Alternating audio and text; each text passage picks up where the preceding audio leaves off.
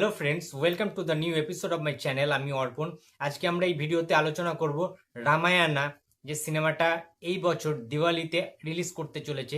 সেই সিনেমার trailer drop করা হয়েছে আজকে ঠিক ভোর 4:15 নাগাদ, এবং 4:15তেই দেখেছিলাম, বাট রিভিউটা করছি রাত্রিবেলা। তো আমার রামায়ণার ট্রেলার কেমন লেগেছে এক কথায় বলবো, ভালো লাগেনি। এবার তার কারণগুলো তোমাদের সামনে আমি ডিটেলসে বলছি কেন আমার রামায়ণের ট্রেলার ভালো লাগেনি। এই রামায়ণা 4,000 কোটি টাকা বাজেট, এটা হতে পারে? ট্রেলারটা দেখে কি মনে হচ্ছে? একটা এআই দিয়ে জেনারেটেড একটা ওয়েল মেড করা, মোটামুটি ঠিকঠাক, হ্যাঁ, ডিসেন্ট একটা ট্রেলার কিন্তু লেগেছে। খুব যে আহামরি কিছু, হ্যাঁ, 4,000 কোটি বাজেট যে প্রজেক্টের হবে, সেই প্রজেক্ট দেখে তো মানে ভোর 4টের সময় ঘুম থেকে উঠে সেই ট্রেলারটা দেখার পরে আবার আমার ঘুমোতে ইচ্ছা করবে না। ঠিক বললাম না ভুল বললাম? তোমরাই বলো।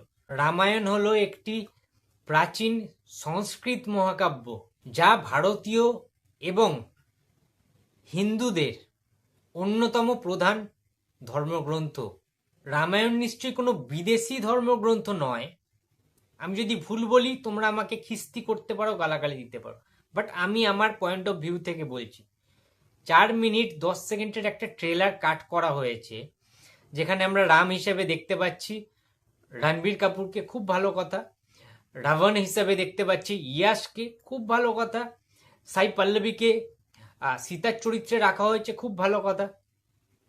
সানি পাজিকে হনুমানের চরিত্রে, যদিও তাকে রিভেল করা হয়নি এখনো সানি দেওয়ালকে, বাট যাই হোক না কেন, আমি বলতে চাইছি যে গোটা বিষয়টা ঠিক আছে যেভাবে ক্রিয়েট করা হয়েছে। প্রথম কথা হচ্ছে রাবণকেই শুধুমাত্র ভালো লাগছে।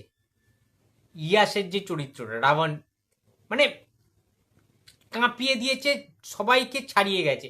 আমি তো ভাবছি এইটা রামায়ণ গল্পটা না করে রাবণ করা হতে পারতো। গল্পটা রাবণের সবকিছু দেখানো হতো, প্রথম থেকে শেষ অবধি টোটাল ডমিনেট করেছে রীতিমতো রামকে রাবণ।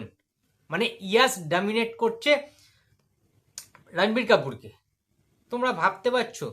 এবারে আসছি জঘন্যতর জিনিসগুলো কি কি লেগেছে। ভাই, আমরা তো কার্টুন দেখছি না এটা।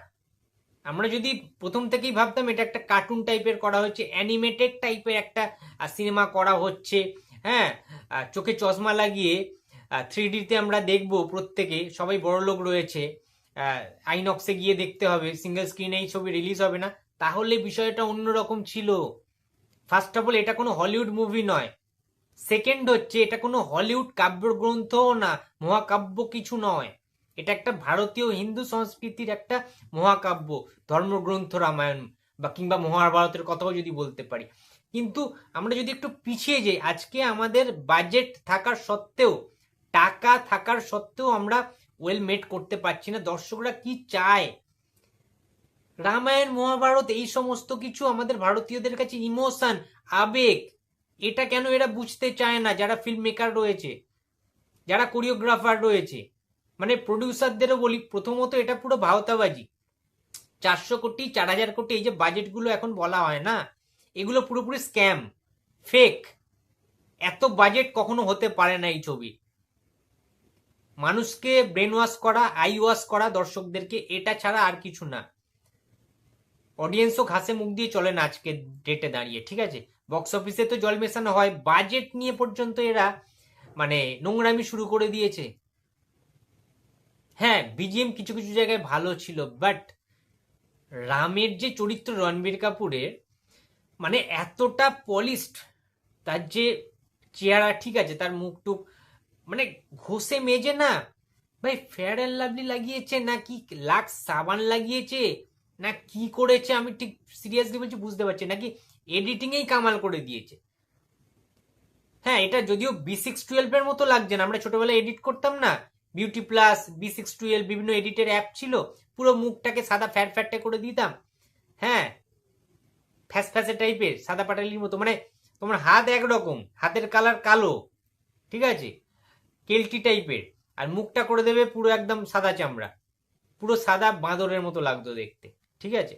তো যাই হোক, এখন বুঝতে শিখেছি যে না, প্রিমিয়ামনেসটা এখন বুঝতে শিখেছি যে ওই সমস্ত জিনিসগুলো ছাপড়ি লাগে আদতে আদতে। যাই হোক, সেই রকম ফ্যাট ফ্যাট করেনি, বাট বোঝা যাচ্ছে যে এত পলিশ করেছে, এত ঘষেছে, রগড়েছে, যে কিছু মুখের যে খাঁজ পড়ে, মুখের যে একটা এক্সপ্রেশন, কেউ ঘামছে, তার যে বডি ল্যাঙ্গুয়েজ, ভাই রোবট লাগছে।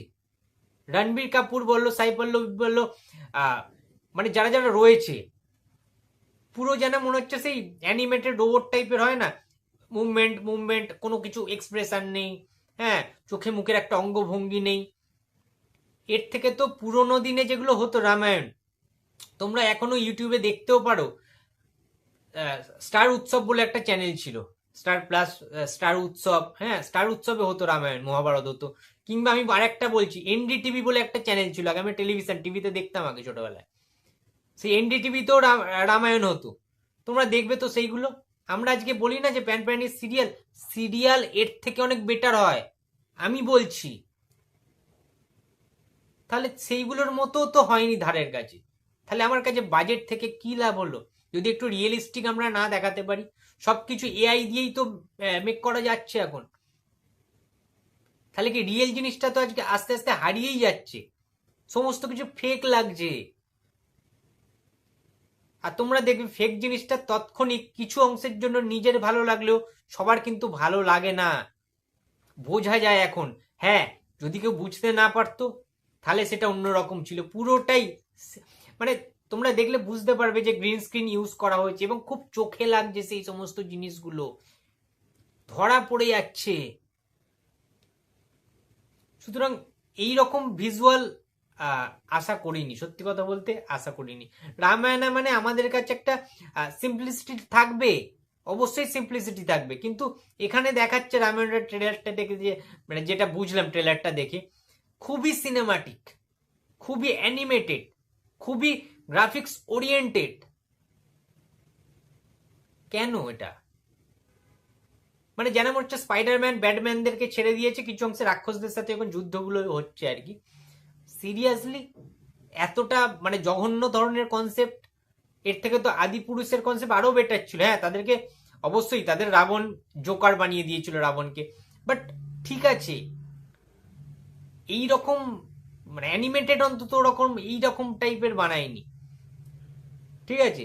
মানে কার্টুনের যেন মনে হচ্ছে মাঝে মাঝে জোরাসিক পার্ক, জোরাসিক ওয়ার্ল্ড দেখতে চলে এসেছি, যেন আভাতার চলছে মাঝখান থেকে, এইরকম কিছু কিছু অংশে লাগছে যুদ্ধের মুহূর্তগুলো,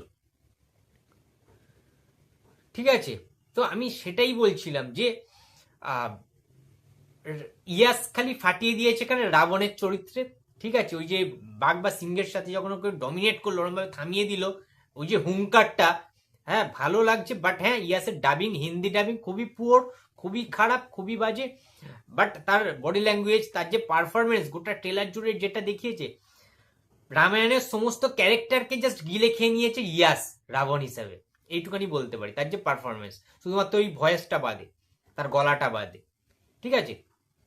আর রণবীরকে মোটামুটি ডিসেন্ট ঠিকঠাক লেগেছে, বাট আমি যেটা বললাম যে মোমের পুতুল লাগছে রণবীর কাপুরকে, সত্যি কথা বলছি, রামের চরিত্রে রণবীর কাপুরকে সাদা মোমের পুতুল লাগছে দেখতে, এর থেকে বেশি আমি কিছু বলতে পারছি না, বিশ্বাস করো তোমরা। সাই পল্লবীকেও সেম, কিছু বলার নেই। তো এটাই বলবো যে অনেক আশা ছিল, প্রত্যাশা ছিল রামায়ণের ট্রেলার নিয়ে। তো আমি আমার রিভিউটা তোমাদেরকে জানালাম, তোমাদের কেমন লেগেছে রামায়ণের ট্রেলার অবশ্যই কমেন্ট বক্সে জানিয়ে দিও। ও হ্যাঁ, একটা কথা বলে দিই, রামের চরিত্রে আমার চয়েস মহেশ বাবু, এক কথায়। রাবণ ঠিক আছে, ইয়াস পারফেক্ট ম্যাচিং করছে, মানাচ্ছে, বাট জুনিয়র এনটিআর হলেও খুব একটা হতাশ হতাম না আমি, বাট ঠিক আছে। তোমাদের কেমন লেগেছে রামায়ণের ট্রেলার অবশ্যই তোমরা কমেন্ট বক্সে জানিয়ে দিতে ভুলো না। ভিডিওটা ভালো লাগলে লাইক করো, কমেন্ট করো, শেয়ার করতে ভুলো না। যদি চ্যানেলে নতুন হয়ে থাকে তো প্লিজ সাবস্ক্রাইব মাই চ্যানেল। দেখা হচ্ছে পরের কোনো ভিডিওতে, তো টাটা।